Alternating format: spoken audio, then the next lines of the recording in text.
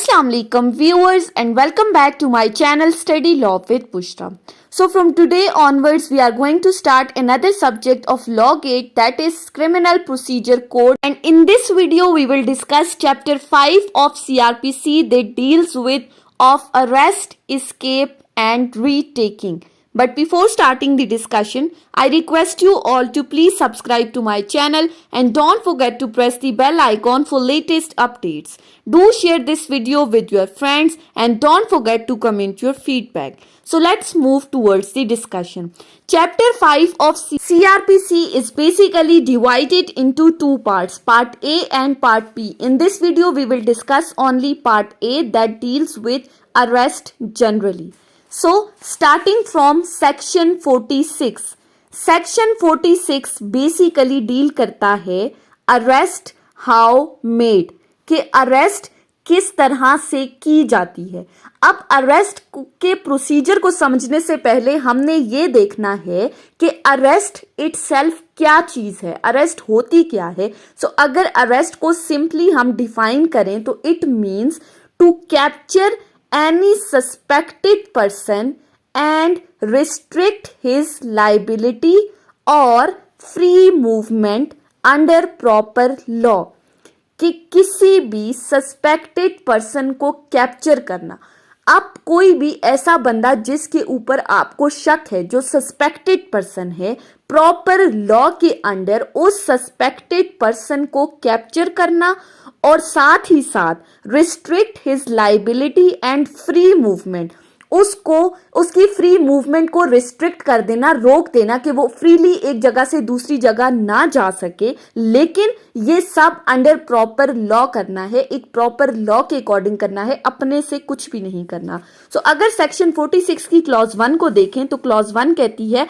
In making an arrest, arrest करने के लिए the police officer or other person making the same, कोई भी पुलिस ऑफिसर या ऐसा बंदा जिसको इस काम के लिए ऑथराइज किया गया है, वो दोनों क्या करेंगे. शेल का वर्ड है, कंपल्सरी है, मैंडेटरी. आपने गेट के हवाले से ये शेल और मे को लाजमी याद रखना है क्योंकि हर पेपर में शेल और मे के क्वेश्चन जरूर पूछे जाते हैं. सो यहां पर क्या है, वो पुलिस ऑफिसर या जिस बंदे को ऑथराइज किया गया है वो शेल क्या करेंगे, actually touch or confine the body of the person to be arrested. वो उस बंदे को अरेस्ट करने के लिए उसकी बॉडी को टच करेंगे, उसको अरेस्ट करने के लिए, उसको कैप्चर करने के लिए, अनलेस, लेकिन साथ ही साथ unless there be a submission to custody by words or action.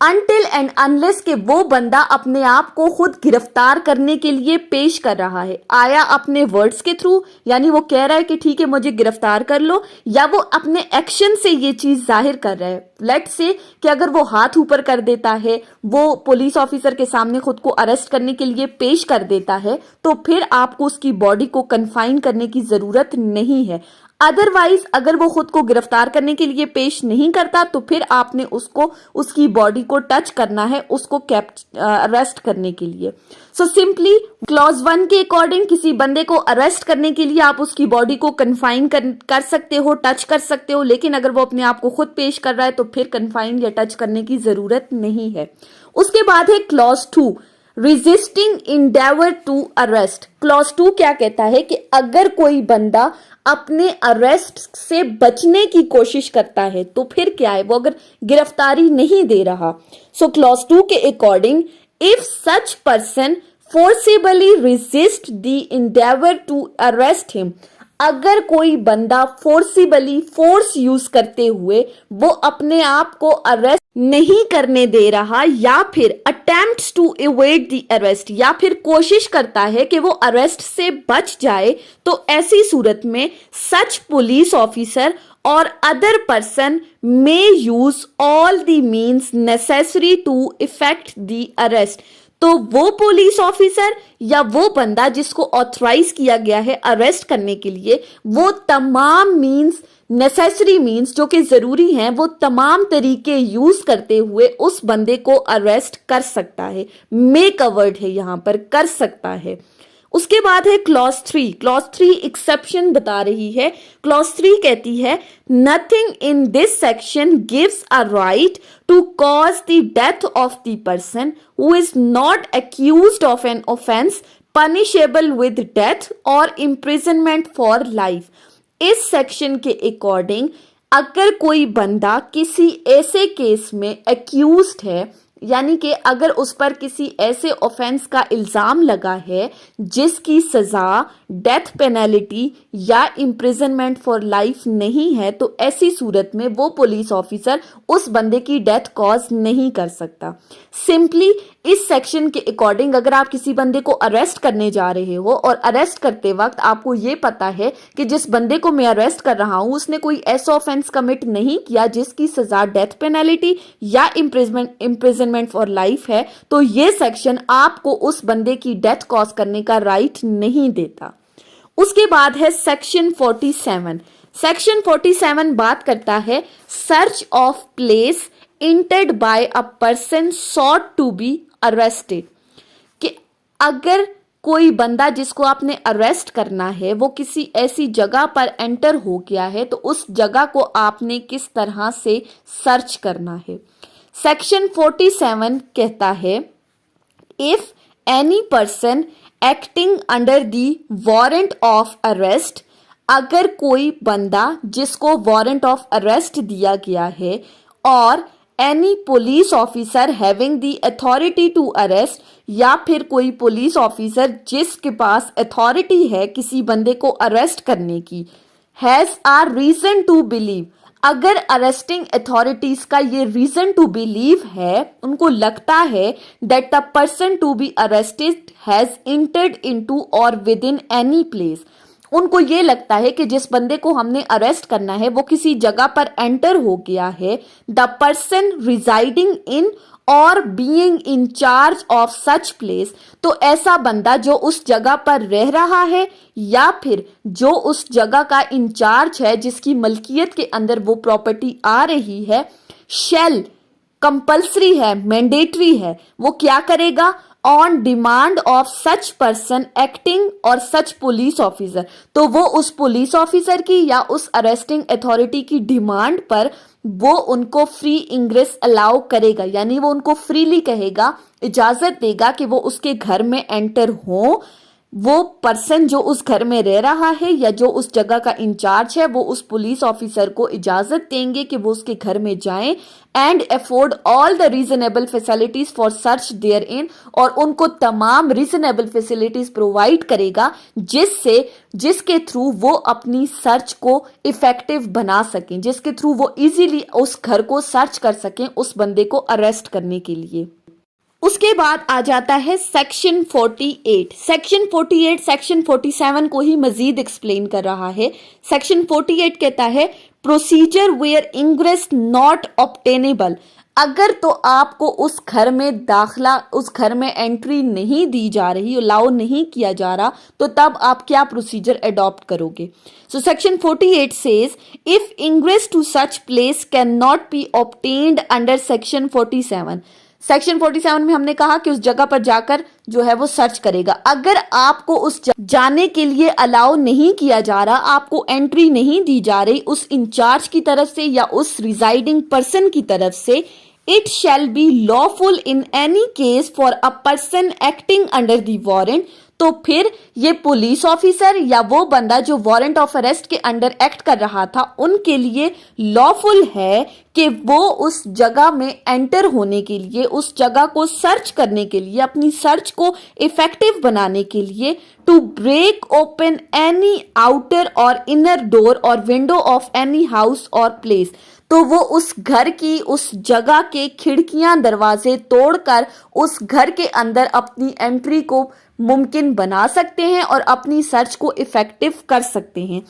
इस सेक्शन के अकॉर्डिंग ऑल्दो कि आपने उस बंदे को जो उस घर में रह रहा है या जो उस जगह का इंचार्ज है, आपने उसको नोटिफिकेशन दिया था, आपने उससे इजाजत मांगी थी, लेकिन अगर वो आपको इजाजत नहीं दे रहा, आपके पूछने के बावजूद, परमिशन के बावजूद अगर वो आपको अंदर नहीं जाने दे रहा, तो फिर आप उस घर के खिड़कियां दरवाजे तोड़कर उसमें एंट्री लेकर अपनी सर्च को इफेक्टिव बना सकते हो। अब इसी सेक्शन 48 के साथ एक प्रोवाइजो ऐड की गई है और वो क्या कहती है, ब्रेकिंग ओपन जनाना। अगर कई ऐसी जगह है जहां पर कोई विमेन रह रही है, तो ऐसी सूरत में आप फिर उस जगह की सर्च किस तरह से करोगे। If any such place is in the actual occupancy of the women, अगर तो वो अपार्टमेंट, वो जगह किसी विमेन की मलकियत है, उसकी ऑक्यूपेंसी है, तो ऐसी सूरत में हु अकॉर्डिंग टू कस्टम, जो कि उस इलाके के रस्मो रिवाज के मुताबिक किसी भी पब्लिक के सामने या किसी भी ऐसे बंदे या पुलिस ऑफिसर के सामने नहीं आई, वो किसी के सामने पेश नहीं हुई, तो पुलिस ऑफिसर शैल, तो वो पुलिस ऑफिसर जो सर्च करने के लिए वहां गया है, वो क्या करेगा, before entering the apartments give notice to such women, वो उस अपार्टमेंट में एंट्री लेने से पहले उस औरत को नोटिस देंगे कि हम आपके घर को सर्च करना चाहते हैं, और फिर उसको वो तमाम रीजनेबल फैसिलिटीज प्रोवाइड करेंगे जिसके थ्रू वो अपना अपार्टमेंट खाली करेगी। और खाली करने के बाद जब उसने अपार्टमेंट खाली कर दिया, तो फिर वो पुलिस ऑफिसर उस जगह पर एंटर होंगे और उस जगह को सर्च करेंगे। उसके बाद आ जाते हैं सेक्शन 49 के ऊपर। सेक्शन 49 कहता है power to break open doors and windows for the purposes of liberation. Section 49 में कहा गया है कि अपने आप को आजाद करवाने के लिए, अब किसको आजाद करवाने के लिए, अगर आप किसी जगह को सर्च करने गए हैं और वहां पर उस पुलिस ऑफिसर को ही डिटेन कर लिया है, तो ऐसी सूरत में खुद को बाहर निकालने के लिए आप उस घर के खिड़कियां दरवाजे तोड़ सकते हो। सो सेक्शन 49 को अगर हम देखें तो सेक्शन 49 कहता है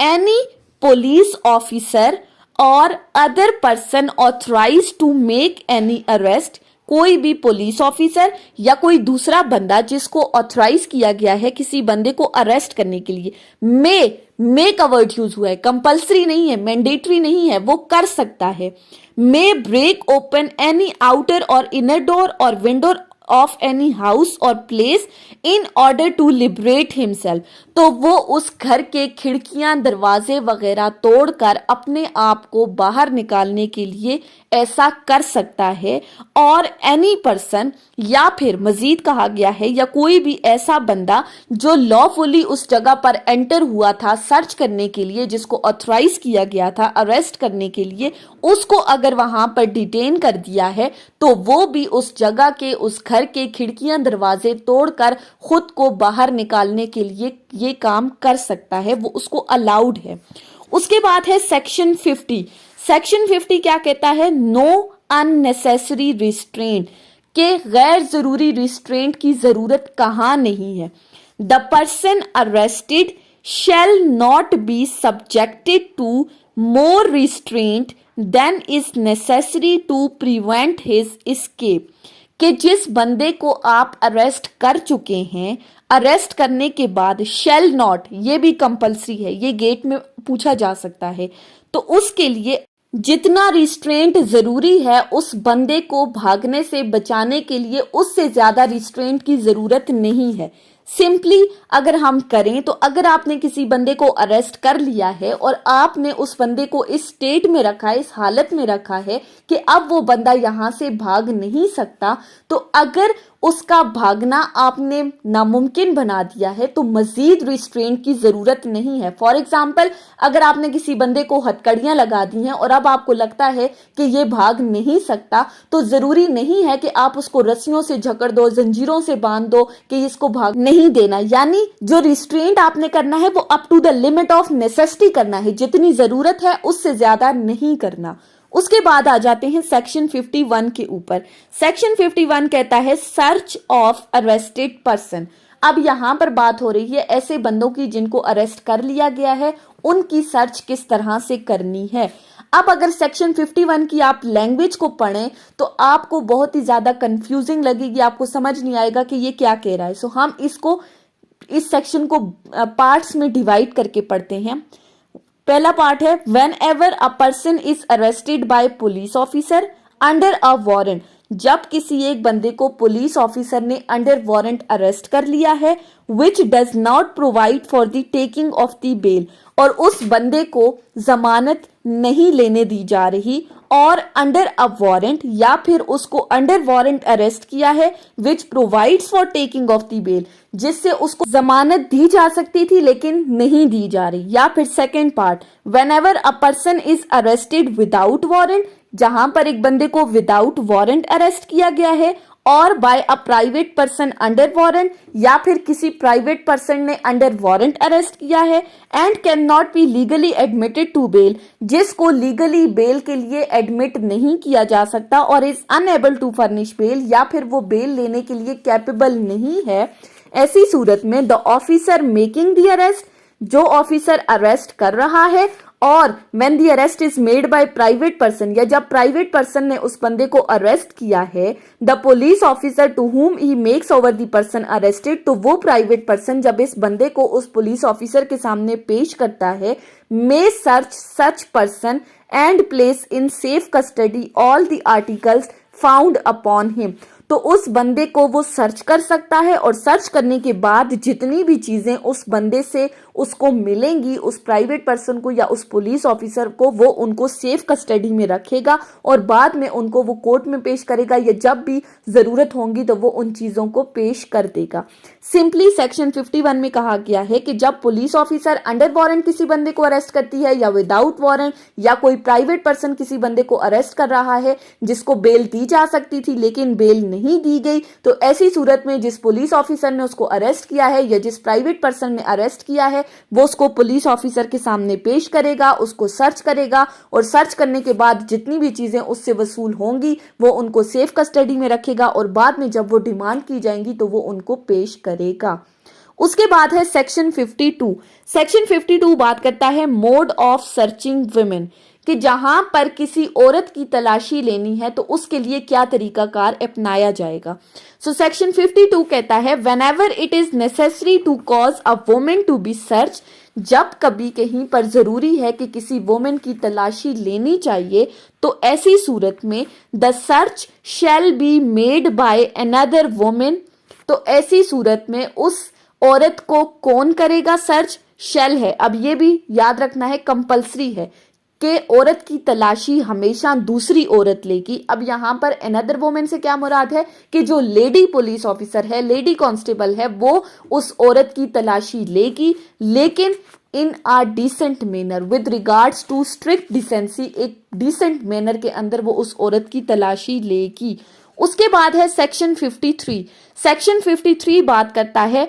power to seize offensive weapons. अब यहां पर ऑफेंसिव वेपन्स की बात की जा रही है। सेक्शन 53 कहता है the officer or other person making any arrest under this code, कोई भी पुलिस ऑफिसर या फिर ऐसा बंदा जो कि अंडर अथॉरिटी किसी बंदे को अरेस्ट कर रहा है, may take from the person, में वो ले सकते हैं जिस बंदे को अरेस्ट किया गया है, एनी ऑफेंसिव वेपन, कोई भी ऑफेंसिव वेपन्स जो कि उस बंदे के पास है, एंड शेल का वर्ड है, वो उससे ले सकता है, और लेने के बाद कंपलसरी है कि वो इन तमाम वेपन्स को कोर्ट के सामने पेश करेगा, या फिर उस पुलिस ऑफिसर के सामने जिसके सामने इन ऑफेंसिव वेपन्स को पेश करना जरूरी है, जो डिमांड कर रहा है, वो पुलिस ऑफिसर या वो कोर्ट के सामने पेश किए जाएंगे। सो ये थी हमारी आज की discussion chapter 5 of CrPC part A के ऊपर। सो हमने सेक्शन 46 से सेक्शन 53 तक डिटेल में डिस्कस किया है, और ये लेक्चर्स गेट के हवाले से बहुत ही ज़्यादा इंपॉर्टेंट है। हमने डिस्कस किया कि मे का वर्ड कहाँ यूज़ हो रहा है, शेल का वर्ड कहाँ यूज़ हो रहा है। इन पूरे सेक्शंस में तमाम जगहों पर शेल का वर्ड यूज हुआ है, सवाए सेक्शन 49 के जिसमें मे का वर्ड यूज हुआ है कि पुलिस ऑफिसर अपने आप को लिबरेट करने के लिए उस घर के खिड़कियां दरवाजे तोड़ सकते हैं। सो ये थी हमारी आज की डिस्कशन। आई होप कि आपको ये लेक्चर समझ में आया होगा। अगर आपने इस वीडियो को अटेंटिवली सुना है तो अगर आपको ये वीडियो अच्छी लगी है तो इस वीडियो को लाइक करें, कॉमेंट करें, चैनल को सब्सक्राइब करना ना भूलें और ज्यादा से ज्यादा अपने फ्रेंड्स के साथ शेयर करें। Thank you so much for watching this video. Till then, Allah Hafiz.